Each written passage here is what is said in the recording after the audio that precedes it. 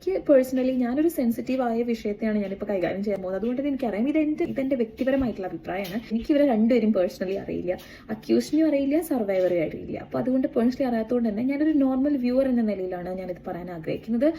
Court decision വന്നതിന് ശേഷവും ദിലീപാണ് കുറ്റവാളി എന്ന് പറയാനാണ് പലർക്കും ഇഷ്ടം. അതെന്തുകൊണ്ടാണെന്ന് എനിക്ക് മനസ്സിലാവുന്നില്ല. കാരണം ഒരു വലിയ ഒരു വിധി എന്ന് പറയുന്നത് കോർട്ട് ഡിസിഷനാണ്. അതിൻ്റെ മുകളിൽ വേറൊരു ഡിസിഷൻ ഇല്ല. സോ നമ്മളെല്ലാവരും അതിനെയാണ് ആക്സെപ്റ്റ് ചെയ്യേണ്ടത്. എന്നിട്ടും പലർക്കും ദിലീപ് നിരപരാധിയാണെന്നുള്ള സത്യം പലർക്കും അത് ആക്സെപ്റ്റ് ചെയ്യാൻ പറ്റുന്നില്ല. അതെന്തുകൊണ്ടാണെന്ന് വെച്ചാൽ നമ്മളൊരു ഹ്യൂമനാണ്. നമുക്കെന്ന് പറഞ്ഞാൽ ഒരു പ്രത്യേക കൈൻഡ് ഓഫ് ബിഹേവിയർ ഉണ്ട്. നമ്മളിപ്പോഴും ഒരു നെഗറ്റീവിലാണ് കൂടുതൽ അട്രാക്റ്റഡ് ആവുക. ഒരു എക്സാമ്പിൾ ഞാൻ പറഞ്ഞുതരാം. ലൈക്ക് ഇപ്പോൾ ഒരു കുട്ടി ഒരു സ്കൂളിൽ നല്ലോണം വികൃതിയുള്ള ഒരു കുട്ടിയാണ്. അപ്പോൾ ടീച്ചർമാർക്കൊക്കെ മനസ്സിലായി ഇവൻ ഭയങ്കര വികൃതിക്കാരനാണെന്ന്. വികൃതിയുള്ള കുട്ടിയാന്ന് ടീച്ചർ മനസ്സിലാക്കിയതിന് ശേഷം ഒരു നെക്സ്റ്റ് 20 days അല്ലെങ്കിൽ ഒരു നെക്സ്റ്റ് 10 days കുട്ടി ഭയങ്കര സൈലൻ്റ് ആയിട്ടിരുന്നാലും ടീച്ചർ വിചാരിക്കുന്നത് എന്ത് കുറ്റം വന്നാലും ഇവൻ്റെ മേത്തേക്കാണ് ടീച്ചറുടെ. കാരണം എന്താണെന്ന് വെച്ച് കഴിഞ്ഞാൽ അത് മൈൻഡ് അത് ആക്സെപ്റ്റ് ചെയ്ത് കഴിഞ്ഞു ഇവന് തെറ്റാന്നുള്ളത്.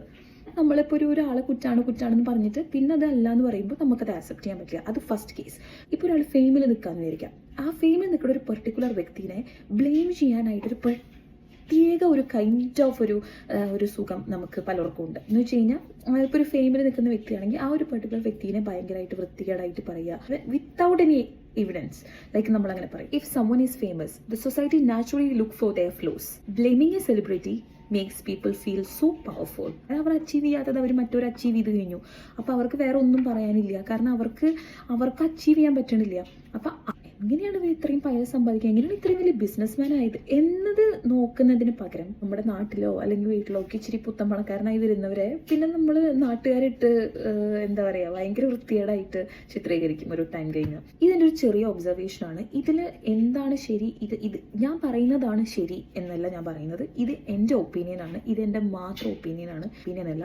ഇത് എൻ്റെ മനസ്സിൽ എനിക്ക് തോന്നിയ എൻ്റെ ചെറിയ ബുദ്ധിയിൽ വന്ന കുറച്ച് കാര്യങ്ങളാണ്. Just telling I am giving my full support to that survivor because അവർ കാണിച്ച ഒരു ധൈര്യം എന്ന് പറയുന്നത് it should be appreciable and so അതുപോലെ തന്നെ അക്യൂസിനോടും. കാരണം ഇങ്ങനെ മീഡിയ തോറും വലിച്ചു കീറിയിട്ടുണ്ട്. അപ്പോൾ ഇങ്ങനെ വലിച്ചു കീറിയിട്ടും അദ്ദേഹം ഒരു അവസാനം കോർട്ടിൽ നിരപരാധിയാണെന്ന് തെളിയുമ്പോൾ നമ്മൾ സത്യം പറഞ്ഞാൽ തോറ്റുപോകല്ലേ സൊസൈറ്റി ചെയ്യുന്നത്. ഇത്രയും വൃത്തികേടായിട്ട് വലിച്ചു കീറിയിട്ട് അവസാനമല്ല എന്ന് പറയുമ്പോൾ നമ്മുടെ ഒരു അവസ്ഥ ചിന്തിച്ച് നോക്കും. നമ്മൾ എന്നിട്ടും അദ്ദേഹത്തെ വലിച്ചു കീറുക എന്ന് പറയുമ്പോൾ അദ്ദേഹം തെറ്റ് ചെയ്തിട്ടില്ലെങ്കിൽ എന്തൊരു വലിയ തെറ്റാണ് നമ്മൾ ചെയ്തുകൊണ്ടിരിക്കുന്നത്. സോ അതുകൊണ്ട് എൻ്റെ ഒരു വ്യൂ പോയിന്റാണ് ഞാൻ പറഞ്ഞത്.